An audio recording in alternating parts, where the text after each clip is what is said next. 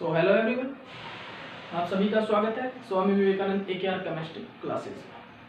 तो अभी तक हम कर चुके हैं हमारा जितना भी जो डीऑक्सीजनेटेड और ऑक्सीजनेटेड हीमोग्लोबिन को फाइंड आउट, मतलब कि उसका स्ट्रक्चर वगैरह सब कुछ बना के देख चुके हैं क्या क्या होता है, कैसे ऑक्सीजन बाइंड करता है, कितने एंगल पर प्रेजेंट होता है। हाई टू लो स्पिन में वो डोम सेट से प्लेनर स्ट्रक्चर में फॉर्म हो जाता है, हाई टू लो स्पिन बना लेता है, ठीक है। Fe2 पॉजिटिव से Fe3 पॉजिटिव फॉर्म कर लेता है। ये चीज़ हम देख चुके हैं, ठीक है, नॉर्मली। अब हम करेंगे कोऑपरेटिविटी इफेक्ट। कोऑपरेटिविटी इफेक्ट, अभी कोऑपरेटिविटी इफेक्ट होता क्या भाई, देखना। अभी जो कोऑपरेटिविटी इफेक्ट है, जो ये कोऑपरेटिविटी इफेक्ट है, ये पता कहाँ पर आता है? ये ओनली यहाँ पर ही आता है हीमोग्लोबिन में। और जगह भी आएगा आगे, हेमेराइथ्रिन पढ़ेंगे, जो हेमोसायनिन हेमेराइथ्रिन नहीं होता, वहाँ पर यूनिट तो 8 होती है, लेकिन कोऑपरेटिविटी इफेक्ट वहाँ पर नहीं आता, ठीक है। हेमोसायनिन में आगा थोड़ा बहुत, लेकिन हीमोग्लोबिन में सबसे ज़्यादा जो कोऑपरेटिविटी इफेक्ट होता है वो देखा जाता है। तो देखिए, तो कोऑपरेटिविटी इफेक्ट में क्या होगा, हमारे पास कितनी यूनिट्स हैं भाई, कितनी यूनिट है हमारे पास? हमारे पास हीमोग्लोबिन में 4 सब यूनिट है, 4 आयरन और 5 सब यूनिट्स हैं, ठीक है।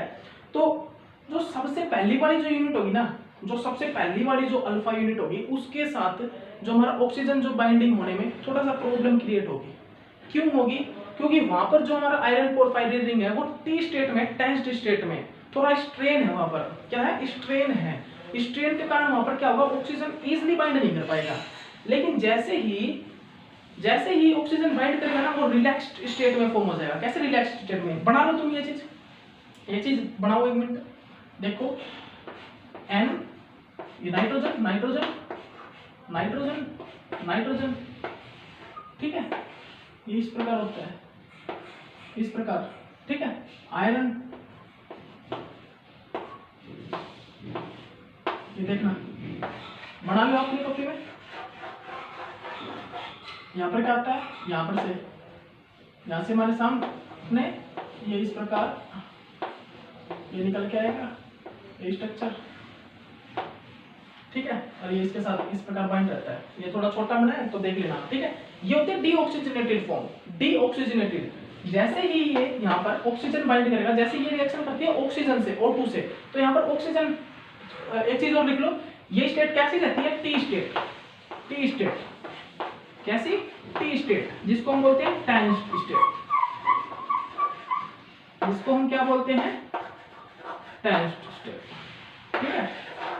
टी स्टेट या टेंस्ड स्टेट जिसको बोलते हैं मेनली, ठीक है। बट जैसे ही हम यहाँ पर ऑक्सीजन को बाइंड करेंगे, जैसे क्या करेंगे, ऑक्सीजन को यहाँ पर बाइंड करेंगे, वैसे ये किस चीज में कन्वर्ट हो जाएगी भाई, बताओ? वैसे ही ये टी स्टेट से रिलैक्स्ड स्टेट में फॉर्म हो जाएगी। कैसे? रिलैक्स्ड स्टेट में। वैसे ही कन्वर्ट हो जाएगा कैसे? रिलैक्स्ड में। क्योंकि अब पहले तो टेंस्ड स्टेट में, टेंस्ड तो स्ट्रेन है, स्ट्रेन, लेकिन जैसे ऑक्सीजन ने बाइंड करी, ये हाई टू लो स्पिन में आ गई, रेडियस भी कम हो गया। जो रिपल्सन हो रहा था ना, dx² - y² ऑर्बिटल के कारण जो रिपल्सन हो रहा था, वो भी मतलब कि अब नहीं हो रहा लो स्पिन में, जिसके कारण ये जो है अब रिलैक्स्ड स्टेट में आ जाएगा। क्योंकि रिपल्सन के कारण और इलेक्ट्रोस्टैटिक इंटरेक्शन के कारण ये टी स्टेट, टेंस्ड स्टेट में स्ट्रेन फॉर्म हो रहा है। अब लेकिन O2 बाइंड करने के बाद ये रिलैक्स्ड आ जाएगा, ठीक है। Relaxed state, planar structure form कर लेगा, ठीक है। कैसा? Planar structure.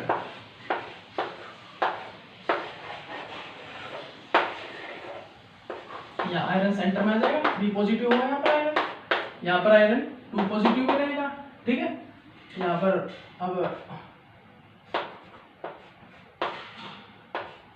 ये इस प्रकार होगा वहाँ पर, ठीक है।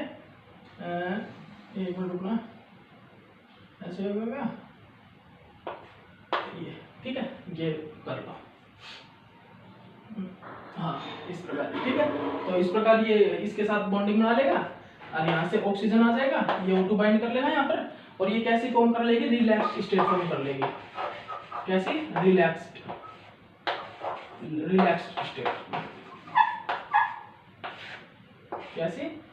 रिलैक्स्ड स्टेट, रिलैक्स फॉर्म हो जाएगा, रिलैक्स स्टेट फॉर्म हो जाएगा, ठीक है। कैसा? Relaxed state. तो अब देखो, जब यहाँ पर हीमोग्लोबिन में 4 सब यूनिट हैं, 4 सब यूनिट, तो वहां पर सबसे ज्यादा जो इलेक्ट्रोस्टैटिक इंटरेक्शन और सबसे ज्यादा जो प्रॉब्लम क्रिएट होगा ना, सबसे ज्यादा प्रॉब्लम, वो सबसे पहले जो यूनिट होगी जिसके साथ ऑक्सीजन बाइंड करेगा, उसमें ऑक्सीजन को बाइंड करने में थोड़ा प्रॉब्लम क्रिएट होगा।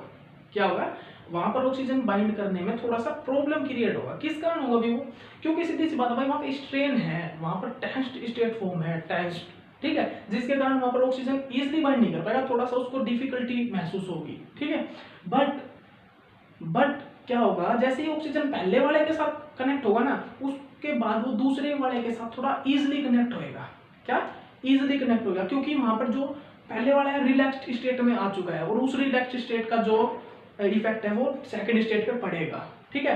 पहले तो कितनी चीजों का, पहले तो पूरी चारों की चारों यूनिट टेंस्ड स्टेट में थी, टेंस्ड मतलब कि स्ट्रेन प्रोड्यूस कर रही थी, टेंस्ड स्टेट में थी, और वहां पर मतलब कि ऑक्सीजन बाइंड करने में थोड़ी प्रॉब्लम क्रिएट हो रही थी, वहां पर कोऑपरेटिविटी इफेक्ट बहुत ज्यादा था, ठीक है। बट जैसे ही फर्स्ट यूनिट के साथ ऑक्सीजन बाइंड हुआ, वैसे ही वो फॉर्म कैसे होगी, किस चीज में, रिलैक्स्ड फॉर्म में आ गई फर्स्ट यूनिट। और फर्स्ट यूनिट अब कितनी यूनिट है जो टेंस्ड स्टेट में है, एक यूनिट रिलैक्स्ड में आ गई, 4 यूनिट थी, अब बची 3 यूनिट टेंस्ड स्टेट की, मतलब कि कोऑपरेटिविटी इफेक्ट, मतलब कि हमारा जो टेंस्ड फॉर्म था, स्ट्रेन था, वो कम हो गया थोड़ा, तो सेकंड यूनिट के साथ ऑक्सीजन उतना ही इजीली बाइंड हो पाएगा, तो सेकंड के साथ भी हो गया। अब आएगा थर्ड सब यूनिट, अब कितना टेंस्ड रहेगा, कितनी फॉर्म रहेगी, 2 यूनिट रहेगी, 2 सब यूनिट रहेगी जो कि टेंस्ड स्टेट स्ट्रेन फॉर्म कर रही है, ठीक है। अब तीसरी के साथ भी ऑक्सीजन बाइंड करेगा, ठीक है, इजी होगा। फोर्थ के साथ तो बिल्कुल इजी होगा, क्यों? क्योंकि अब तो एक ही यूनिट बची है जो टेंस्ड स्टेट में, और 3 यूनिट रिलैक्स्ड स्टेट में है, जो कि इजीली मतलब कि फोर्थ स्टेट में ऑक्सीजन बाइंड कर जाएगा। तो इसी प्रकार था ये कोऑपरेटिविटी इफेक्ट। तो यहां से हम ऑर्डर लगा सकते हैं एक, देखना यहां से हम क्या कर सकते हैं, समझना इस चीज को। मिटा दिया भाई मैंने, बना लिया होगा सभी ने, बना लेना, वीडियो पॉज करके बना लेना, ऑनलाइन चल रहा है, ठीक है, सारी क्लासेस। तो क्या होगा कि यहाँ पर हम कोऑपरेटिविटी इफेक्ट देखें, क्या कोऑपरेटिविटी इफेक्ट होगा, ये रफ कर दो, कर देते हैं ऊपर से रफ, ठीक है। अब क्या देखेंगे हम यहाँ से, कोऑपरेटिविटी इफेक्ट, क्या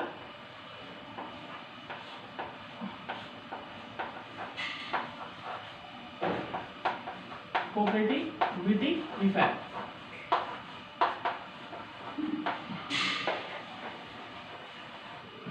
कोऑपरेटिविटी इफेक्ट, ठीक है। क्या देखेंगे, कोऑपरेटिविटी इफेक्ट को यहां से देखेंगे, कोऑपरेटिविटी इफेक्ट, कोऑपरेटिविटी इफेक्ट क्या देखेंगे, कोऑपरेटिविटी लिख लेना भैया, अगर थोड़ा अच्छे से नहीं दिख रहा हो तुमको, राइटिंग तो भाई अपनी ऐसी ही है, ठीक है, इतनी लाजवाब राइटिंग नहीं है, हाँ समझाएंगे अच्छे से, जितना उसका कोशिश पूरी करूंगा कि आपको समझ में आए, ठीक है। तो उसके बाद क्या देखेंगे, कोऑपरेटिविटी इफेक्ट, बता चुका हूँ सब कुछ तो बता चुका हूँ। क्या हीमोग्लोबिन कितनी यूनिट कंटेन करके रखता है, 4। फर्स्ट वाले के साथ ऑक्सीजन कैसे बाइंड होगा, थोड़ा मतलब कि एक प्रकार से डिफिकल्टी महसूस होगी ऑक्सीजन को बाइंड होने में, सेकंड वाले के साथ उससे कम होगी, थर्ड वाले के साथ बिल्कुल मतलब कि थोड़ी और कम होगी, फोर्थ वाले के पास तो ऑक्सीजन बाइंड होने में बिल्कुल कम डिफिकल्टी महसूस होगी, उसको इजीली कनेक्ट हो जाएगा। तो यहाँ पे अगर मैं कोऑपरेटिविटी इफेक्ट बताऊं, कोऑपरेटिविटी इफेक्ट है, तो यहाँ पर हमारा ऑक्सीजन जो है वो किसके साथ बहुत इजीली बाइंड होएगा, कोऑपरेटिविटी इफेक्ट बताऊं तो कोऑपरेटिविटी इफेक्ट ये बताता है जो परसेंटेज सैचुरेशन किसके पास सबसे ज्यादा हो रहा है, मतलब कौन सी यूनिट सब यूनिट के साथ ऑक्सीजन इजीली बाइंड हो जाता है। तो यहाँ पर अगर मैं कोऑपरेटिविटी इफेक्ट का ऑर्डर लगाऊं ऑक्सीजन बाइंड करने का, तो किस वाली यूनिट के साथ सबसे अच्छे बाइंड होगा, किसके साथ, फोर्थ के साथ, फिर थर्ड के साथ, फिर सेकंड के साथ, फिर फर्स्ट के साथ, ठीक है, होगा भी।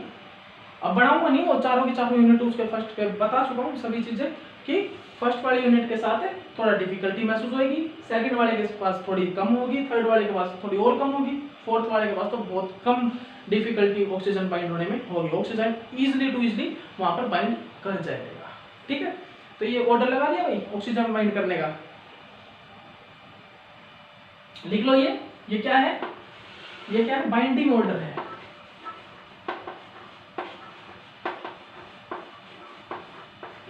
ये क्या है भाई, बाइंडिंग ऑर्डर ऑफ O2 है, ये क्या है, binding order of O2, binding order of O2 है, ठीक है, कर लो।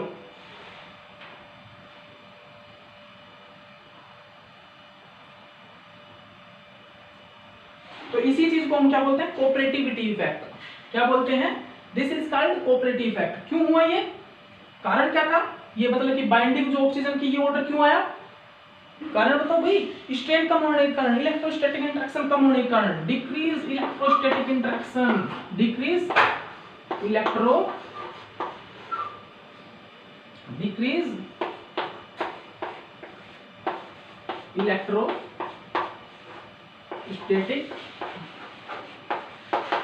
Interaction, decrease electrostatic interaction. क्यों है भाई, इलेक्ट्रोस्टैटिक इंटरेक्शन डिक्रीज होने के कारण, मतलब ये जो ऑक्सीजन का बाइंडिंग जो ऑर्डर है ये आया है, ठीक है। इलेक्ट्रोस्टैटिक इंटरेक्शन जैसे ही कम हुआ फोर्थ के साथ ऑक्सीजन उतना ही इजीली बाइंड हुआ, ठीक है, उतना ही इजी बाइंड हुआ, ठीक है, आ गया समझ में। उसके बाद हाँ यही लिख लो, यही क्या होता है, cooperativity effect, this is called cooperative effect. इसी चीज को हमने क्या बोला है, ये क्या होता है, this is called cooperativity effect, cooperativity effect. ये क्या होता है, कोऑपरेटिविटी इफेक्ट होता है, ठीक है, हो गया भाई, लिख लिया होगा, लिख लो, नोट डाउन कर लो जो भी बोल रहा है मैंने कोऑपरेटिविटी इफेक्ट के बारे में, कैसे कैसे इलेक्ट्रोस्टैटिक इंटरेक्शन कम होता है, ठीक है। उसके बाद मतलब कि टी स्टेट के बाद ऑक्सीजन बाइंड करने के बाद रिलैक्स हो जाता है, और किस प्रकार से मतलब फर्स्ट यूनिट के साथ ऑक्सीजन बाइंड हो जाता है वो रिलैक्स में कन्वर्ट हो जाती है यूनिट्स, ठीक है।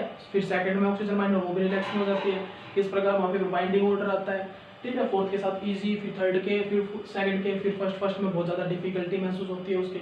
तो अगर हम यहाँ पर डिसोसिएशन कांस्टेंट मतलब ये डिसोसिएटिव ऑर्डर लगाना चाहूँ कि ऑक्सीजन सबसे ज़्यादा मतलब कि सबसे पहले किसके साथ डिसोसिएट होगा, तो किसके साथ होगा ऑक्सीजन सबसे पहले डिसोसिएट, किसके साथ इजीली डिसोसिएट होगा, किसके साथ इजीली ब्रेक हो जाएगा, फर्स्ट वाले के साथ, फिर सेकंड वाले के साथ, फिर थर्ड, फिर फोर्थ, क्योंकि फर्स्ट वाली यूनिट में बहुत ज्यादा डिफिकल्टी हुई थी ऑक्सीजन बाइंड होने में, ठीक है, बहुत ज्यादा डिफिकल्टी, मतलब कि वहां पर ऑक्सीजन बाइंडिंग थोड़ी वीक होगी, तो इजीली भी वहां से ही ब्रेक होगी, इजीली वहां से ही ब्रेक होगी, ठीक है। तो ओके, आगे चलिए, लिख लिया होगा मिटोरम, ठीक है, रख कर देते हैं, आगे चलते हैं।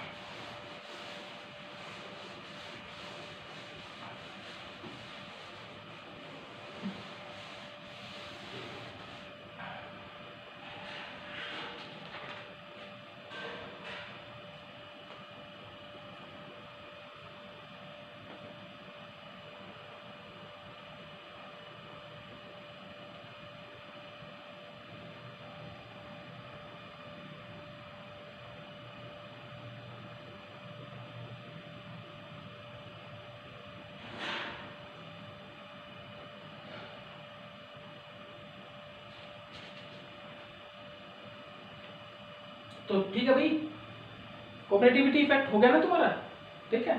तो यहाँ पर जो O2 बाइंडिंग होती है वो कैसी होती है, रिवर्सिबल होती है। O2 बाइंडिंग जो होती है हीमोग्लोबिन वो कैसी होती है, रिवर्सिबल होती है।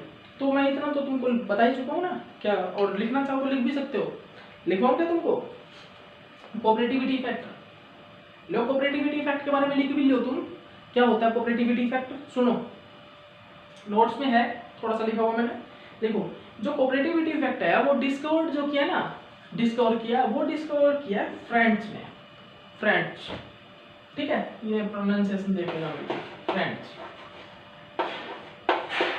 किसने, फ्रेंच ने।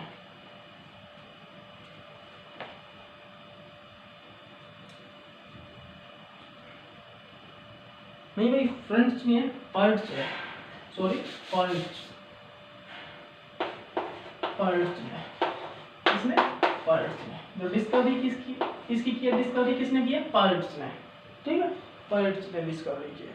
उसके बाद आगे करोगे, ये जो फिनोमेना होता है, this is a phenomena by which binding of O two in one subunit encourage, क्या होती है, encourages the binding of O two in the next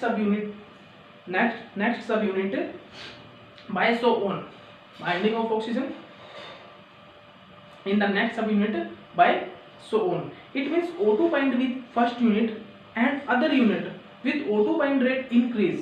O2 bind rate increase मतलब ये क्या बोल रहा है, वही जो मैंने बोला था भाई तुमको, नोट्स में यही चीजें लिखी हुई है।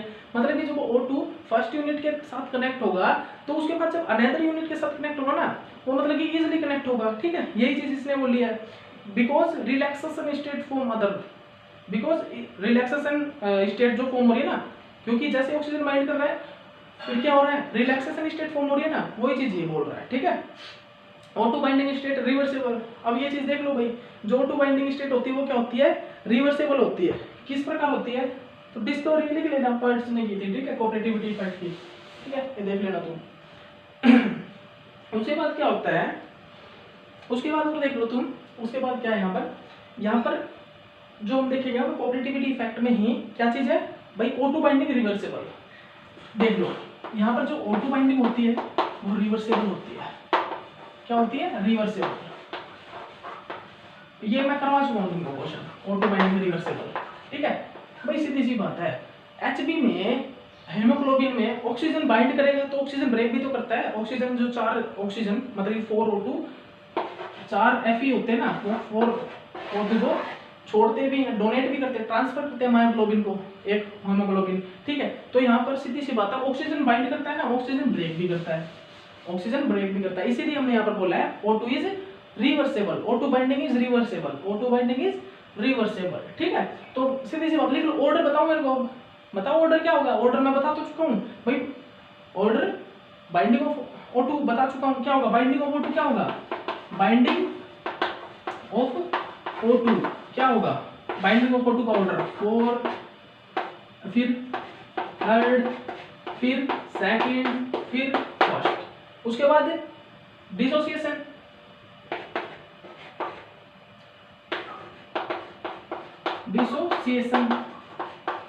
डिसोसिएशन ऑर्डर ऑफ O2 क्या होगा भाई, डिसोसिएशन ऑर्डर क्या होगा, बिल्कुल इसका अपोजिट, बिल्कुल इसका अपोजिट होगा भाई। पहले बाइंडिंग जो है फोर्थ के साथ इजीली हो रही है ना, तो उतनी ही डिफिकल्टी होगी ब्रेक होने में फोर्थ वाले के साथ। तो इजी किसके साथ ब्रेक होगा, फर्स्ट वाले के साथ ब्रेक होगा। तो सबसे ज्यादा जो डिसोसिएशन जो ऑर्डर होगा, मतलब डिसोसिएट होने का ऑर्डर, वो किसके साथ होगा, यहाँ पर। ठीक है, किसके साथ होगा, यहाँ पर। जनरली हम देखें एक प्रकार से, मतलब कि ब्रेक होने में, मतलब कि वो बोलते हैं ना डिसोसिएटेड एनर्जी, मतलब किसके साथ सबसे ज्यादा लगेगी, वो फोर्थ वाले के साथ सबसे ज्यादा लगती है, क्योंकि फोर्थ वाले के साथ डिसोसिएट मतलब कि बहुत डिफिकल्टी होगी डिसोसिएट करने में उसको। ठीक है, डिसोसिएट ऑर्डर क्या हो जाएगा, फर्स्ट वाले के साथ इजी डिसोसिएट हो जाएगा, मतलब कि O2 इजीली ब्रेक हो जाएगा, फिर सेकंड वाले के साथ, फिर थर्ड वाले के साथ, फिर फोर्थ वाले के साथ। ठीक है, समझ में आ गया। ये नहीं कि मतलब कि उसके साथ, मतलब इसके साथ बहुत डिफिकल्टी होगी महसूस, बाइंडिंग इसके साथ इजीली होगी और डिसोसिएट इसके साथ इजीली होगा। डिसोसिएट मींस ब्रेक होना। ठीक है, हो गया, ठीक है, नोट डाउन कर लिया वो भी सभी ने। तो आगे चले भाई, आगे ये चीज करवाऊं क्या तुमको, चलो लिख लो नोट्स में। अगर अपने बीएससी के जो एग्जाम्स होते हैं, जो एमएससी के एग्जाम होते हैं ना सब्जेक्टिव, उनमें काम आ जाती है ये चीज कि ये ऑर्डर इस टाइप से पूछ लेते हैं, Hb, ठीक है, Hb प्लस O2, ठीक है, ये K1 डिसोसिएटिव कांस्टेंट जिसको हम बोलते हैं, या फिर बाइंडिंग कांस्टेंट भी बोल देंगे इसको, जनरली डिसोसिएटिव कांस्टेंट। ठीक है, तो बाइंडिंग कांस्टेंट के लिए भी हम यूज कर सकते हैं इसको, और डिसोसिएटिव कांस्टेंट के लिए भी यूज कर सकते हैं। ठीक है, डिसोसिएशन में अलग चीज बताएंगे और बाइंडिंग के लिए अलग ऑर्डर दिखाएंगे, बाइंडिंग के लिए अलग ऑर्डर, डिसोसिएशन के लिए अलग ऑर्डर। ठीक है, तो HbO2, ठीक है, HbO2 क्या बनाएगा, HbO2 बनाएगा, एक बाइंडिंग होगी। उसके बाद Hb के सेकंड यूनिट जाएगी ना, Hb की क्या आएगी, Hb की क्या आएगी, सेकंड यूनिट। ठीक है, उसके बाद क्या होगा, Hb की सेकंड यूनिट आएगी। HbO2 एक तो कनेक्ट है, सेकंड O2 आएगा। ठीक है, सेकंड बाइंडिंग कांस्टेंट। ठीक है, उसके बाद यहाँ पर कितने Hb कनेक्ट हो जाएंगे, O2 2 कनेक्ट हो चुके हैं। अब इस वाले के साथ जहाँ पर 2 हो चुके हैं, उसके साथ एक और O2 कनेक्ट होगा Hb के साथ, ये थर्ड आ गया। ठीक है, थर्ड वाला यहाँ पर क्या होगा, HbO2 का 3। ठीक है, उसके बाद फोर्थ वाले, थर्ड वाला जो बनाया ना फोर है, उसके साथ थर्ड के साथ कितना O2, एक और O2 जुड़ेगा, तो वो कितना हो जाएगा, HbO2 का 4, HbO2 का 4। तो ये एक प्रकार से ऑर्डर बन गया कि फर्स्ट होमोग्लोबिन के साथ एक O2 जुड़ा तो वो बना प्रोडक्ट, फिर उसके बाद सेकंड एक और O2 जुड़ा तो इतने बना। तो होमोग्लोबिन में कितने ऑक्सीजन कनेक्टेड रहते हैं भाई? 4 ऑक्सीजन बॉन्ड रहते हैं, 4 ऑक्सीजन। तो यहाँ पर हम एक ऑर्डर निकाल सकते हैं। कैसा ऑर्डर? एक तो बाइंडिंग ऑर्डर निकालेंगे, बाइंडिंग कांस्टेंट और इक्विलिब्रियम कांस्टेंट, सॉरी जो कि यहाँ पर इक्विलिब्रियम कांस्टेंट है, ठीक है।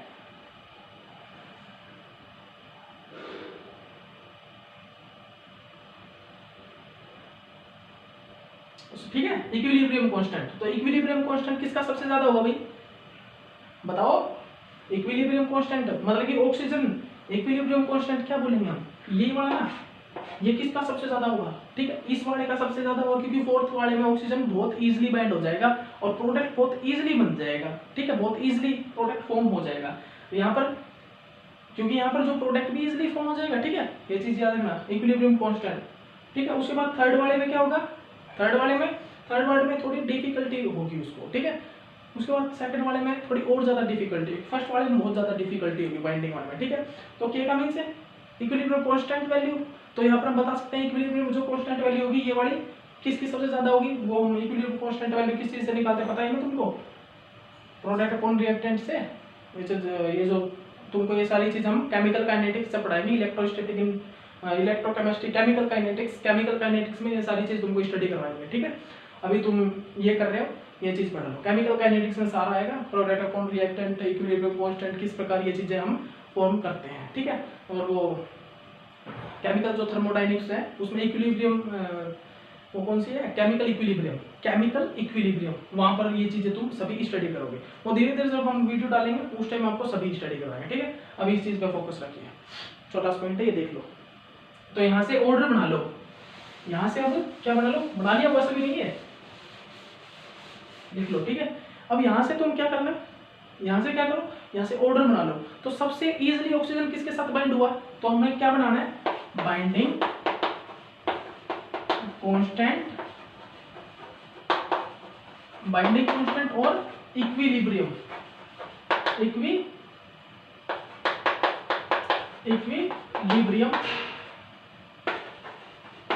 कांस्टेंट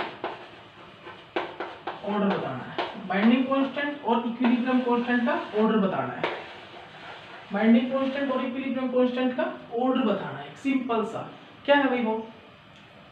फोर्थ वाले के साथ बहुत इजी हुआ है, मतलब इक्विलिब्रियम कांस्टेंट किसका सबसे ज्यादा है? K4, मतलब फोर्थ वाले का, फोर्थ वाली जो रिएक्शन उसका, फिर उसके बाद थर्ड का, फिर उसके बाद सेकंड, फिर उसके बाद फोर्थ, उसके बाद वन, सॉरी उसके बाद वन। ये ऑर्डर होता है भाई इक्विलिब्रियम कांस्टेंट और बाइंडिंग कांस्टेंट का। ये नोट डाउन कर लो भाई, ठीक है। ये ऑर्डर बहुत जरूरी चीज है भाई, ये नोट डाउन कर लो, ठीक है। हो गया होगा? नोट कर लिया ना?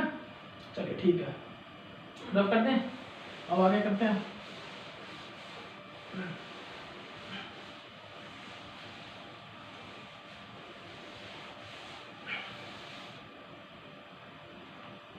स्ट्रक्चर ऑफ हीमोग्लोबिन कैसा भी? Structure of the oxy haemoglobin octahedral. कैसा है? ऑक्टाहेड्रल स्ट्रक्चर, जिसको हम प्लेनर भी बोल सकते हैं। कैसा है? ऑक्सी हीमोग्लोबिन का स्ट्रक्चर कैसा है भाई? ऑक्सी हीमोग्लोबिन का स्ट्रक्चर ऑक्टाहेड्रल स्ट्रक्चर है, जिसको हम प्लेनर स्ट्रक्चर भी बोलते हैं। क्या बोलते हैं? प्लेनर स्ट्रक्चर भी बोलते हैं, ठीक है। हो गया? चलो ठीक। अब बहुत मजेदार बात आने वाली है, नोट डाउन कर लेगा। ग्लोबिन प्रोटीन के विदाउट, मतलब कि बिना ग्लोबिन प्रोटीन के क्या होता है उस पे जो हमारा हेम ग्रुप है, जो हीमोग्लोबिन में अगर ग्लोबिन प्रोटीन ना हो तो क्या इफेक्ट पड़ता है, ठीक है। ये चीज आने वाली मस्ट इंपोर्टेंट है, नोट डाउन कर लेना, ठीक है। एक और वीडियो देख लेते हैं।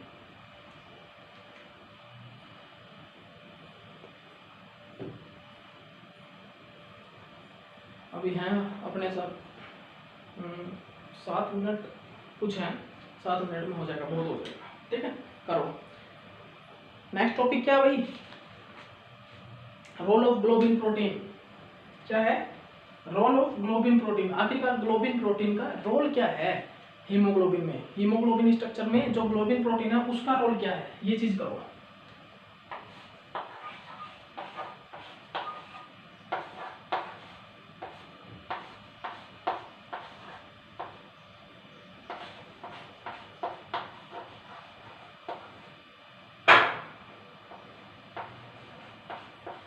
Role of haemoglobin.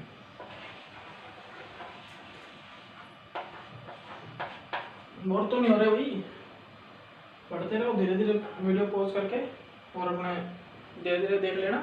Online classes में मेरे ज़्यादा से ज़्यादा मैक्सिमम 1 घंटे 1.5 घंटे तुम लेक्चर देख सकते हो कंटिन्यू। उसके बाद थोड़ा सा माइंड को रिलैक्सेशन चाहिए होता है, जैसे कि हमारे हीमोग्लोबिन को चाहिए होता है ना ऑक्सीजन माइंड के, वैसे अपने माइंड को भी चाहिए होता है। तो 1 घंटे 1.5 घंटे देख के उसके बाद अपने आराम से रिलैक्स ले लेंगे। 15-1 मिनट का ओनली, ज़्यादा नहीं, कभी 3-1 घंटे बैठ जाओ ना, सारा टाइम बर्बाद हो जाएगा, यूनिट भी नहीं होएगी, टेस्ट भी नहीं हो पाएगा। ठीक है, तो टेस्ट करना है तो सिर्फ 15 मिनट ज़्यादा से ज़्यादा रेस्ट लिया और अपने वापस लग गए स्टडी में। ठीक है, गाने वगैरह सुन लो। अरिजीत के फैन तो तुम सारे हो गए, हम तो हैं भी, गाते भी हैं, कभी सुनाएंगे गा के। कोई फंक्शन आने दो, उस दिन करेंगे ऐसा प्रोग्राम भी कि हम अपने सिंगिंग वाला भी करें। ठीक है, रोल ऑफ हीमोग्लोबिन क्या होता है? Role of haemoglobin. तो अब क्या कर दिया भाई मैंने, सॉरी, रोल ऑफ हीमोग्लोबिन थोड़ा था, रोल ऑफ ग्लोबिन प्रोटीन पढ़ना है हीमोग्लोबिन में। रोल ऑफ ग्लोबिन प्रोटीन, इसको रफ कर लो भाई, रोल ऑफ ग्लोबिन प्रोटीन क्या करना है?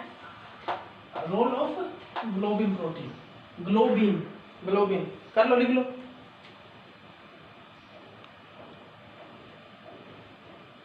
लिख लो क्या करना है? रोल ऑफ ग्लोबिन प्रोटीन करना है भाई।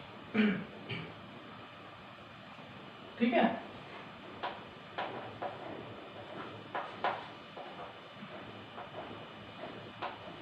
क्या करना है यहां पर? हम रोल ऑफ ग्लोबिन प्रोटीन को पढ़ेंगे। हेडिंग डाल लो,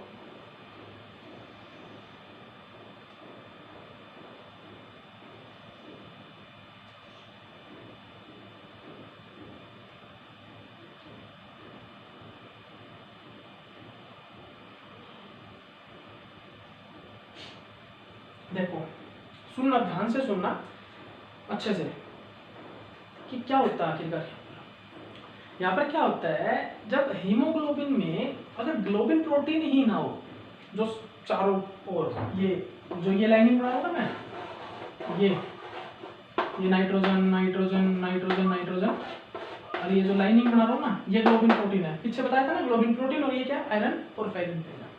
अगर ये ही प्रेजेंट ना हो तो क्या इफेक्ट होगा देखना, O2 बाइंड ही नहीं करेगा। क्या नहीं करेगा? O2 ऑक्सीजन जो है हमारे आयरन और फेरिन रिंग के साथ बाइंड ही नहीं करेगा। वहां पर क्या होगा? वहां पर जो है म्यू ऑक्सो डाइमर की फॉर्मेशन हो जाएगी। क्या हो जाएगा? म्यू ऑक्सो डाइमर की फॉर्मेशन हो जाएगी। ठीक है, और उस म्यू ऑक्सो डाइमर को हम क्या बोलते हैं? हेमेटिन। क्या बोलते हैं? म्यू ऑक्सो डाइमर को हेमेटिन बोलते हैं। ठीक है, अब हेमेटिन पता है, हेमेटिन में जो आयरन होता है वो कितनी ऑक्सीडेशन स्टेट में रहता है? 3 पॉजिटिव ऑक्सीडेशन स्टेट में। किस ऑक्सीडेशन स्टेट में रहता है? 3 पॉजिटिव ऑक्सीडेशन स्टेट में। यहाँ पर तो आयरन Fe2 पॉजिटिव स्टेट में रहता है, ऑक्सीजन बाइंड करने के बाद मतलब कि वो Fe3 पॉजिटिव स्टेट में आता है, पता है ना? ठीक है, वहां पर क्या होगा? वहां पर जो है Fe3 पॉजिटिव स्टेट में ही एक स्टेबल स्ट्रक्चर में रहता है हेमेटिन का, म्यू ऑक्सो डाइमर जिसको हम बोलते हैं। ठीक है, और वो पता है क्या करता है? वहां पर ऑक्सीजन को मतलब ऑक्सीजन को वो कभी भी ट्रांसफर नहीं करता है। हेमेटिन कभी भी ऑक्सीजन को ट्रांसफर करने का काम करता ही नहीं। ठीक है, जिसके कारण क्या हो जाएगा? और एक चीज और लिख सकते हो कि जो आयरन जो 2 पॉजिटिव होगा ना, आयरन 2 पॉजिटिव, वो ही मतलब कि ऑक्सीजन को ट्रांसफर करेगा। हेमेटिन में जो आयरन होता है वो Fe3 पॉजिटिव स्टेट में रहता है। वहां पर ऑक्सीजन कभी भी ट्रांसफर नहीं होता। ठीक है, तो ये चीज हो गया। तो वहां पर क्या होगा? अब सीधी सी बात है, जब हमारी बॉडी में ग्लोबिन प्रोटीन ही नहीं होगा तो हेमेटिन फॉर्म हो जाएगा, और हेमेटिन फॉर्मेशन हो जाएगी तो क्या होगा? ऑक्सीजन ट्रांसफर ही नहीं होगा, और ऑक्सीजन ट्रांसफर नहीं होगा तो क्या होगा? ह्यूमन की डेथ हो जाएगी। क्या हो जाएगी? ह्यूमन की डेथ हो जाएगी, क्योंकि जब ऑक्सीजन मायोग्लोबिन को नहीं मिलेगा तो मायोग्लोबिन ग्लूकोज की ऑक्सीडेशन नहीं करवाएगा, और ग्लूकोज की ऑक्सीडेशन नहीं होगी तो हमको एटीपी एनर्जी जो स्टोर होती है हमारी बॉडी में, एनर्जी बनती है, वो ही नहीं बनेगी, और एनर्जी नहीं मिलेगी ना तो हमारी डेथ हो जाएगी। क्या हो जाएगी? डेथ हो जाएगी। इसी कारण हम क्या करते हैं? हम क्या करते हैं, ग्लोबिन प्रोटीन का यूज, मतलब हम नहीं, हमारी बॉडी बायोलॉजिकल सिस्टम ही हमारा होता है कि हमारे हेम ग्रुप जो होता है उसके चारों ओर क्या बना के रखता है, वो ग्लोबिन प्रोटीन की फॉर्मेशन बना के रखता है। ठीक है, तो ये चीज आ गई नहीं, ये चीज आ गई होगी तुमको फिक्स, मतलब बहुत अच्छे से मैंने करा दिया तुमको। अब मतलब कि कोई दिक्कत नहीं आनी चाहिए तुमको ये चीज। ठीक है, अब हम ये चीज भी करेंगे कि किस प्रकार यहाँ पर फॉर्मेशन होती है हेमेटिन की। ठीक है, किस प्रकार हेमेटिन की फॉर्मेशन होती है। ठीक है,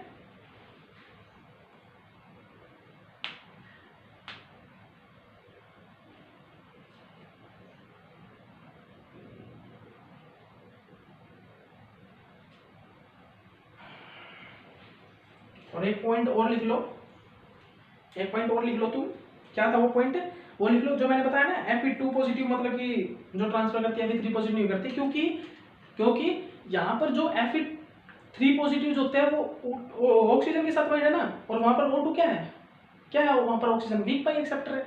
तो यहाँ पर कोई high spin to low spin में कन्वर्ट नहीं होता।